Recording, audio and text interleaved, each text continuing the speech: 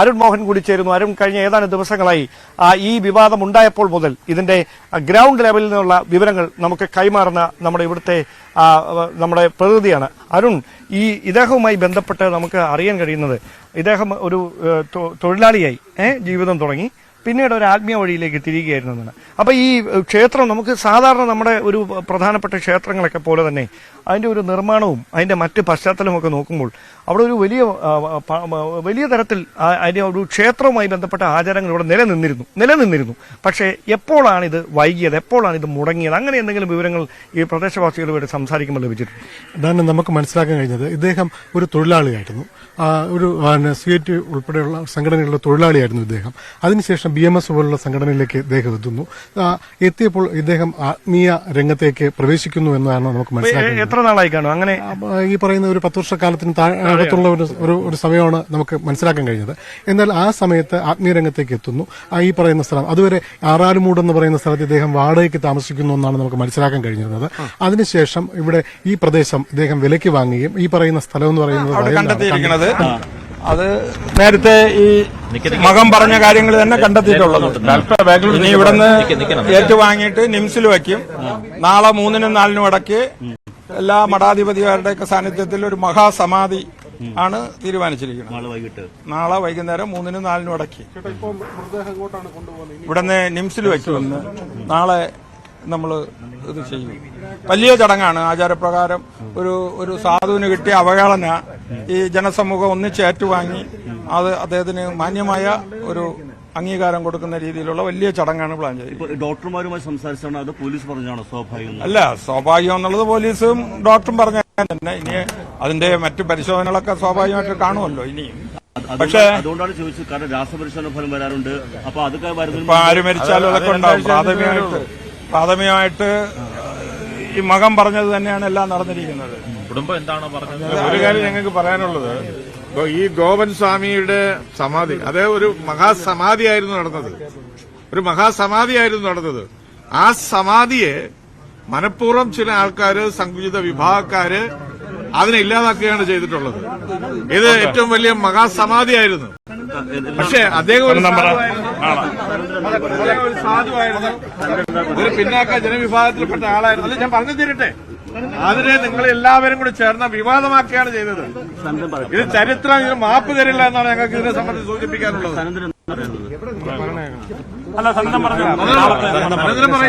ഈ മഹാസമാധിക്ക് ഉത്തരവാദികളായിട്ട് കേതു വാങ്ങിയിട്ടുള്ള ആൾക്കാർ ഒരു മാപ്പ് പറയണമെന്ന് പറയും.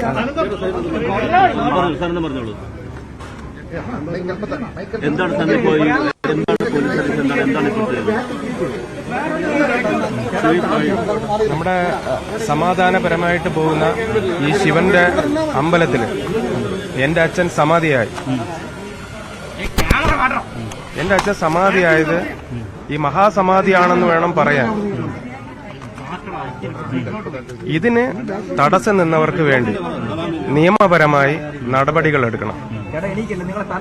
നിയമപരമായി നടപടികൾ എടുത്തേ പറ്റൂ. തീർച്ചയായിട്ടും മഹാസമാധിയാണ്.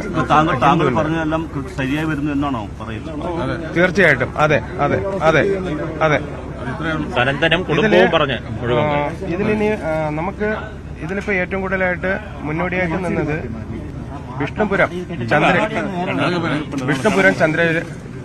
ചന്ദ്രശേഖര സാറും ഇതില് കുഞ്ചക്കരി സുരേന്ദ്ര സാറും നമ്മുടെ അഡ്വർ സാറ്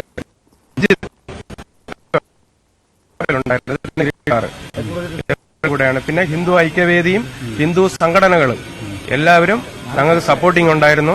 എല്ലാവരുടെ ഒരിതുണ്ടായിരുന്നു. പിന്നെ എനിക്ക് പറയാനുള്ളത്, ഹിന്ദു ആചാരത്തെ വ്രണപ്പെടുത്തിയ ഇതില് ആരൊക്കെയുണ്ടോ അവരുടെ പേരിനെല്ലാം നിയമ നടപടികൾ എടുത്തേ പറ്റൂ.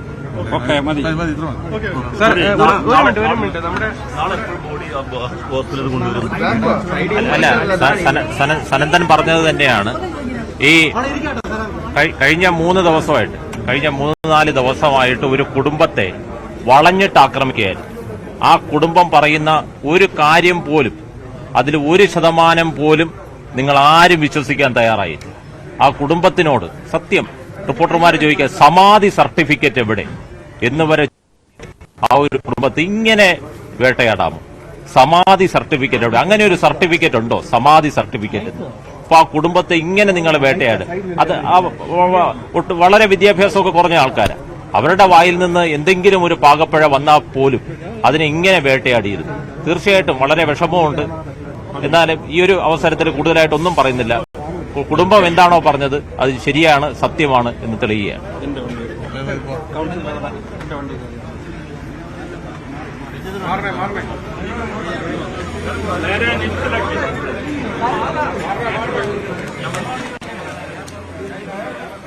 ഗോപൻ സ്വാമിയുടെ മകനും ഹൈന്ദവ സംഘടനാ നേതാക്കളുമാണ് ഇപ്പോൾ തിരുവനന്തപുരം മെഡിക്കൽ കോളേജിന് മുന്നിൽ മാധ്യമങ്ങളെ കണ്ടത്. ഈ ആരോപണങ്ങളെല്ലാം പൂർണ്ണമായും നിഷേധിക്കുന്നു. മാത്രമല്ല സമാധിയല്ല മഹാസമാധിയാണ് നടന്നത് എന്നാണ് മകൻ, ഗോപൻ സ്വാമിയുടെ മകൻ മാധ്യമങ്ങളോട് പ്രതികരിച്ചിരിക്കുന്നത്. വി വിനോദിലേക്ക് പോകുന്നു. വിനോദ്, നേരത്തെ ഡാൻ സൂചിപ്പിച്ചതുപോലെ ഈ സംഭവത്തിൽ അസ്വാഭാവികതയില്ല, ഈ മരണത്തിന് അസ്വാഭാവികതയില്ല എന്ന് കണ്ടെത്താൻ കഴിഞ്ഞതോടെ, പ്രാഥമികമായി മനസ്സിലാക്കാൻ കഴിഞ്ഞതോടെ ഈ ഒരു മരണത്തെ, ഗോപൻ സ്വാമിയുടെ മരണത്തെ ഒരു മഹാസമാധിയായി മാറ്റാനുള്ള ഒരു നീക്കം സ്വാഭാവികമായി ഇനി ഉണ്ടാകില്ലേ?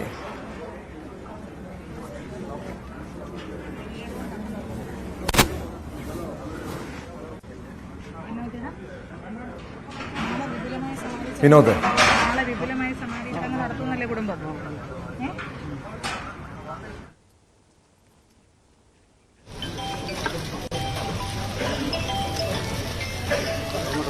ഗോപൻ സ്വാമിയുടെ മൃതദേഹം പോസ്റ്റ്മോർട്ടം നടപടികൾക്ക് ശേഷം ബന്ധുക്കൾക്ക് കൈമാറുകയാണ്.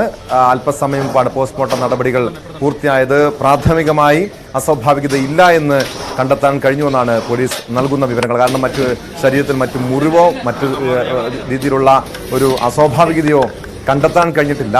അതുകൊണ്ട് തന്നെ അതിനുശേഷം മാധ്യമങ്ങളോട് പ്രതികരിച്ചപ്പോൾ വിവിധ ഹൈന്ദവ സംഘടനാ നേതാക്കൾ, വിഷ്ണുപുരം ചന്ദ്രശേഖരൻ ഉൾപ്പെടെയുള്ളവർ പറഞ്ഞത് ഈ കുടുംബത്തെ വല്ലാതെ വേട്ടയാടി, പ്രത്യേകിച്ചും ഈ ഒരു ആരോപണം ഈ കുടുംബത്തിന് ഒരാഴ്ചയോളം കുടുംബത്തിന് സംശയം നിർത്തിയ ഒരു സംഭവം കൂടിയായിരുന്നു.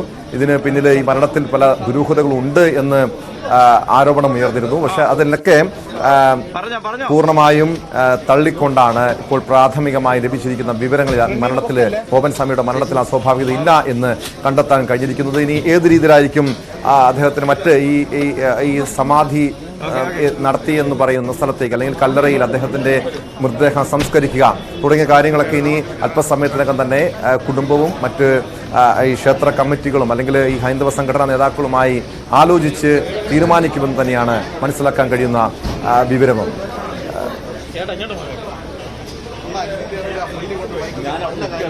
ഡാൻ കുര്യനിലേക്ക് ഒരിക്കൽ കൂടി പോവുകയാണ്.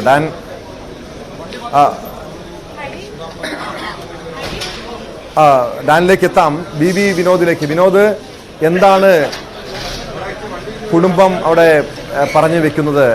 വലിയ രീതിയിലുള്ള ആക്ഷേപം, ഈ ആരോപണമൊക്കെ അടിസ്ഥാനരഹിതമായിരുന്നു എന്ന് പറയുന്നുണ്ട്. ഇനി എന്തായിരിക്കും? അദ്ദേഹത്തിന്റെ മൃതദേഹം പുറത്തേക്ക് എടുത്തിട്ടുണ്ട്.